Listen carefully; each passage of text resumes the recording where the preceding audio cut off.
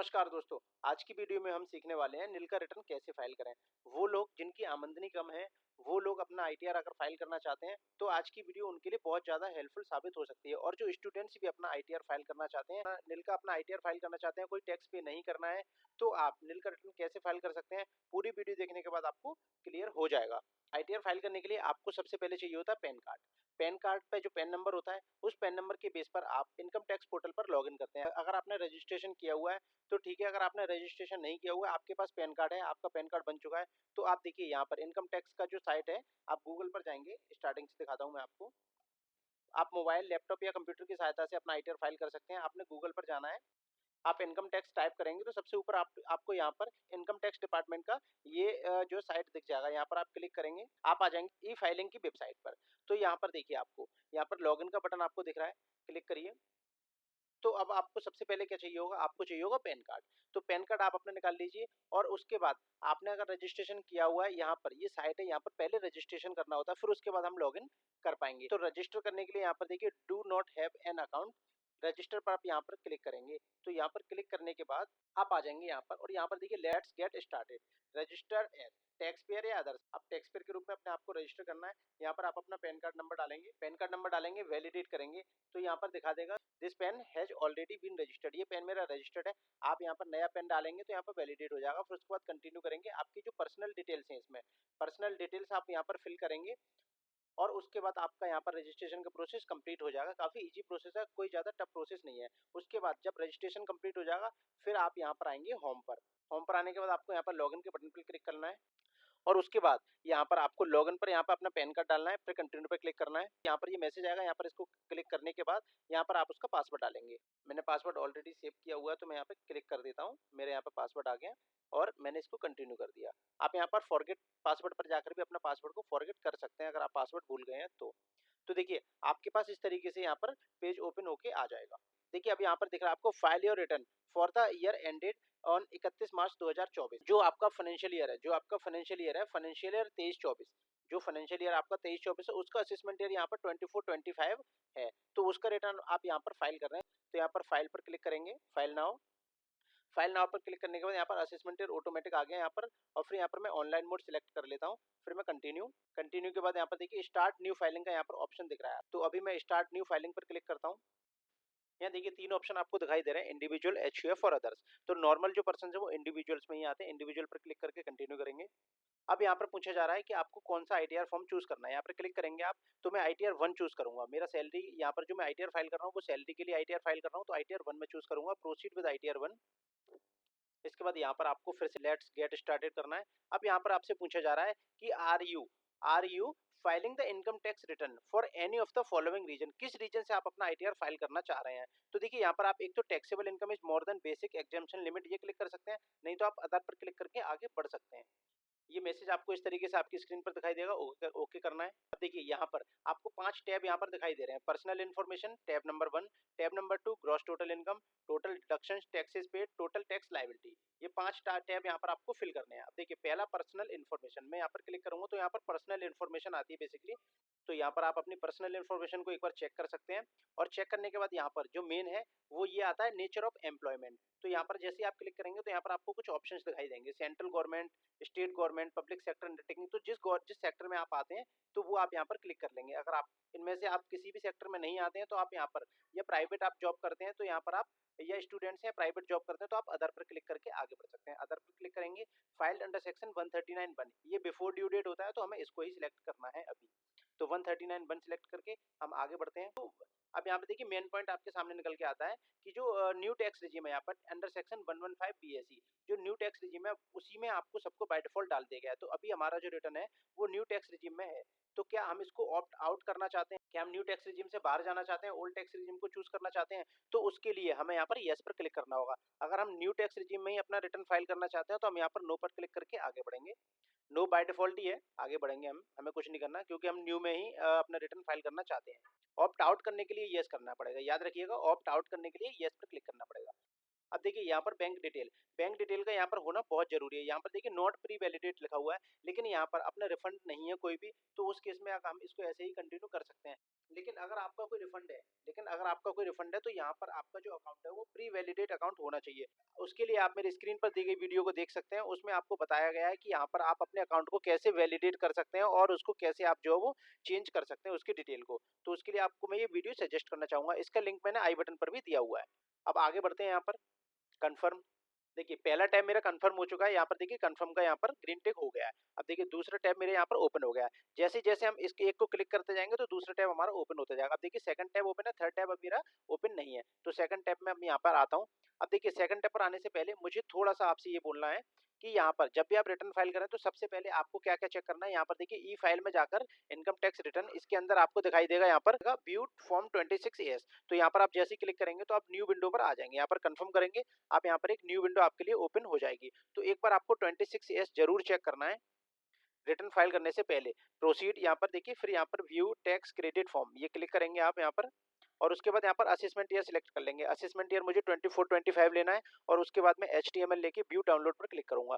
तो उसके बाद मेरा यहाँ पर 26 ईयर्स का फॉर्म यहाँ पर ओपन हो जाएगा। तो देखिए यहाँ पर जो मेरा अगर टीडीएस कटा होता तो यहाँ पर मेरी डिटेल यहाँ पर शो हो जाती, लेकिन मेरा यहाँ पर ये पूरा ब्लैंक है, इसमें मेरा कोई भी टीडीएस नहीं कटा हुआ है। अब वापस से मैं अपने इनकम टैक्स पोर्टल वाले पेज पर आता हूँ और उसके बाद यहाँ पर देखिए एआईएस का यहाँ पर बटन दिख रहा है। एआईएस पर मैं जैसे ही क्लिक करूंगा तो फिर से मैं यहाँ पर प्रोसीड करूंगा और यहाँ पर देखिए अलग न्यू टैब मेरा यहाँ पर ओपन होके आ जाएगा।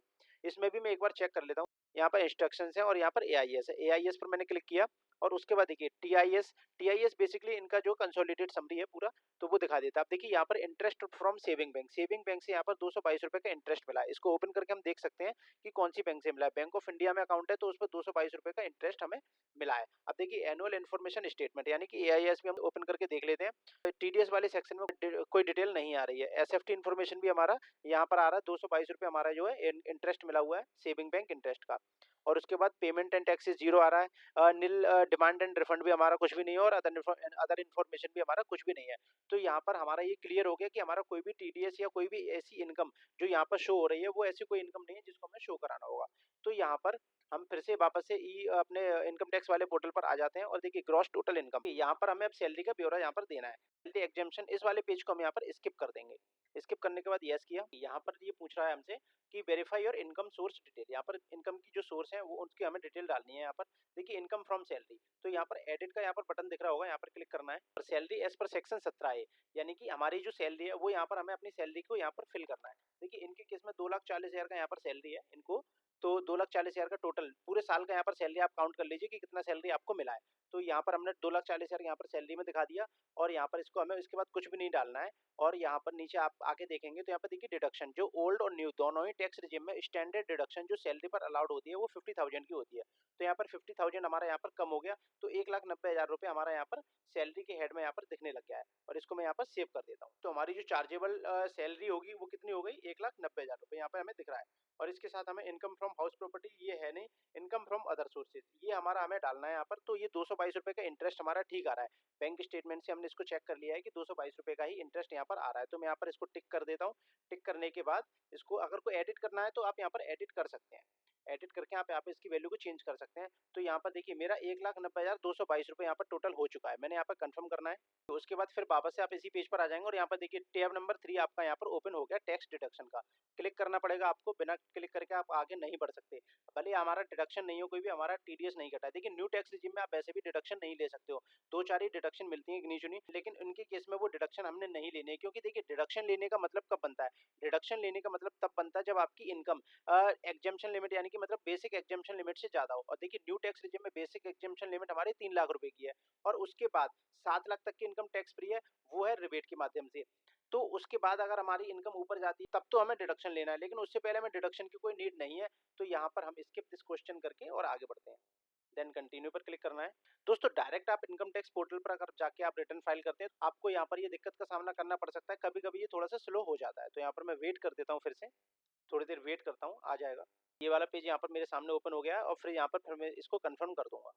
कंफर्म करने के बाद वापस से हम इसी पेज पर आ गए हैं और यहाँ पर देखिए हमारी यहाँ पर 3 टैब यहाँ पर कंफर्म हो गई है हमारी। अब देखिए 4th टैब है हमारी टैक्स पेड की, यहाँ पर हमें क्लिक करना है। यहाँ पर जो आपका टीडीएस जो पेड हो चुका होता है, जो टीडीएस आपका कटा हुआ होता है एम्प्लॉयर के द्वारा, वो यहाँ पर आता है, या आपने एडवांस टैक्स की पेमेंट कराई हुई है तो वो यहाँ पर आपका दिखने लग जाता है। लेकिन हमारे केस में ना टीडीएस है और ना ही हमने कोई एडवांस टैक्स या टैक्स की पेमेंट किसी तरीके की कोई कराई हुई है। यहाँ पर देखिए सारी फिगर यहाँ पर जीरो आ रही है।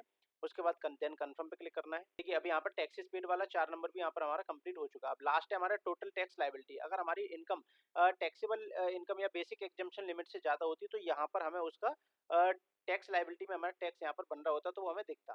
लेकिन हमारे केस में कोई टैक्स लायबिलिटी नहीं बन रही है तो यहाँ पर देखिए जीरो दिखा रहा है, लेकिन फिर भी हमें क्लिक करना पड़ेगा। क्लिक करने के बाद देखिए यहाँ पर आप आ जाते हैं, तो यहाँ पर आपकी देखिए कंप्यूटेशन दिख रही है टोटल इनकम की 1,90,222 रुपये यहाँ पर इनकम आ रही है। और उसके बाद देखिए बाकी सारी चीज़ हमारी जीरो है, कोई भी टीडीएस टैक्स कहीं पे भी हमारा नहीं कटा है, ना ही हमें कोई लेट फीस लगेगी, ना ही हमारे ऊपर कोई इंटरेस्ट लगेगी। तो उसके बाद फिर हमें यहाँ पर कंफर्म करना है। ऑलमोस्ट आपका रिटर्न यहाँ पर कंप्लीट हो चुका है। यहाँ पर सारी डिटेल्स आपकी आ चुकी हैं। देन आपने प्रोसीड करना है। यहाँ लिख के आ रहा है कि you need to make a payment of ₹0, यानी कि कोई आपके ऊपर पेमेंट ड्यू नहीं है। अब यहाँ पर देखिए आपकी फिर से इनकम यहाँ शो हो रही है और उसके बाद प्रीव्यू रिटर्न, यहाँ पर आप क्लिक करेंगे तो प्रीव्यू रिटर्न पर आ जाएंगे। तो यहाँ पर आप आई बटन पर क्लिक करेंगे, टिक करेंगे और टिक करने के बाद आपको प्रोसीड टू प्रीव्यू पर जाना होगा। यहाँ पर आपको preview and submit your return का यहाँ पर पेज दिखाई देगा। यहाँ पर देखिए आप प्रीव्यू कर सकते हैं। आपकी जो भी डिटेल्स हैं वो आपने सब सही डाली है। यहाँ पर देखिए 2,40,000 रुपये का मैंने सैलरी डाला था।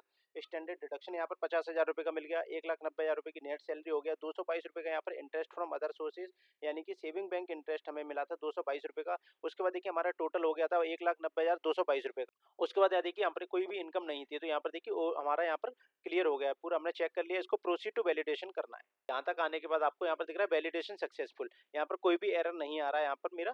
इसके बाद दोस्तों देखो आपको करना है प्रोसीड टू वेरिफिकेशन। आगे बढ़ने से पहले एक रिक्वेस्ट करना चाहूंगा दोस्तों, आपको आप देख रहे थे टैक्स डिजिटल, जहां आपको मिलती है इनकम टैक्स और जीएसटी की लेटेस्ट नॉलेज। दोस्तों अभी तक आपने चैनल को सब्सक्राइब नहीं किया, चैनल पर पहली बार है तो प्लीज चैनल को सब्सक्राइब करने के साथ साथ बेल आइकन जरूर दबा दें, ताकि आगे भी आपको लेटेस्ट वीडियो का नोटिफिकेशन आप तक पहुंच सके।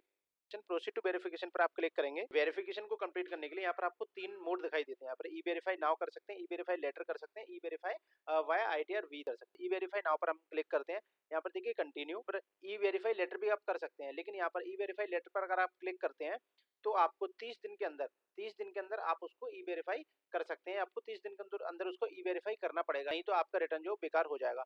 अब देखिए मैंने यहाँ पर ई वेरीफाई नाउ पर क्लिक किया था। यहाँ पर देखिए ऑप्शन आते हैं, I would like to verify using OTP on mobile number registered with Aadhaar. मेरे पास जो आधार नंबर पर मेरा रजिस्टर्ड है मोबाइल नंबर, उस आधार पर ओटीपी जाएगा। और यहाँ पे देखिए digital signature, net banking, bank account और डीमेट अकाउंट के थ्रू भी आप इसको ई वेरीफाई कर सकते हैं। देखिए मैं यहाँ पर I would like to verify using OTP mobile number registered with Aadhaar पर क्लिक करूंगा। यहाँ पर कंटिन्यू पे क्लिक करूंगा। इसके बाद देखिए यहाँ पर टिक करना है आधार जनरेट आधार ओटीपी। उसके बाद एक ओटीपी जाएगा क्लाइंट की मोबाइल पर और उसके बाद उनसे ओटीपी लेना है। ओटीपी यहाँ पर डाल देंगे, ओटीपी यहाँ पर डाल देंगे। दोस्तों यहाँ मैंने ओटीपी को एंटर कर दिया है। वैलिडेट पर क्लिक करूंगा। कंफर्मेशन सबमिशन ऑफ रिटर्न अभी भी सबमिट नहीं हुआ हमारा। अब यहाँ पर मैं सबमिट पर क्लिक करूंगा तब जाकर सबमिट होगा। मैंने सबमिट पर क्लिक किया और ये देखिए you have successfully filed a verified your return. हमारा रिटर्न यहाँ पर फाइल्ड भी हो चुका है और वेरीफाई भी हो चुका है, और ये हमारे मोबाइल नंबर और ईमेल आईडी पर इसकी जो प्रोसेसिंग की जो डिटेल्स हैं वो चली जाएंगी। यहाँ पर देखिए गो टू डैशबोर्ड, रिसिप्ट को यहाँ से डाउनलोड कर सकते हो। अब आपको मैं डाउनलोड करना सिखाता हूँ कि कैसे आप अपने रिटर्न्स को डाउनलोड कर सकते हैं। देखिए ई फाइल में जाकर इनकम टैक्स रिटर्न के अंदर जाकर देखिए व्यू फाइल रिटर्न यहाँ पर दिखाई देगा। व्यू फाइल रिटर्न पर क्लिक करेंगे।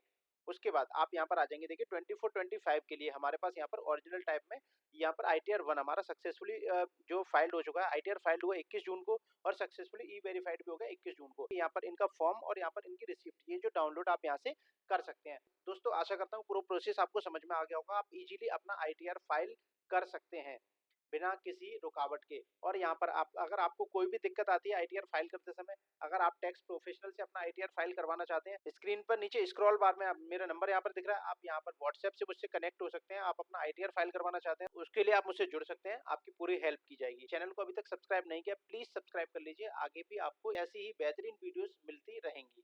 Thanks for watching tax digital.